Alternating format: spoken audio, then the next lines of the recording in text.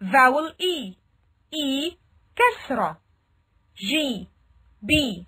This mark written below the Arabic letter is called كسرة, which stands for short E. This E is pronounced as the vowel in 10.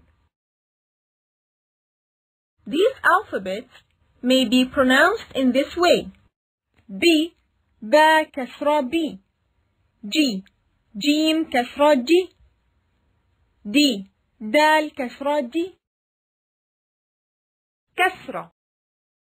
همزة كسرة إي، با كسرة بي، تا كسرة تي، ثا كسرة ثي، جيم كسرة جي، حا كسرة حي، خا كسرة خي، دال كسرة دي، ذال كسرة ذي، را كسرة ري، زا كسرة زي، سين كسرة سي، شين كسرة شي، صاد كسرة صي، ضاد كسرة ضي، طا كسرة طي، ظا كسرة ظي، عين كسرة عي، غين كسرة غي، فاء كسرة في، قاف كسرة قي، كاف كسرة كي، لام كسرة لي، ميم كسرة مي،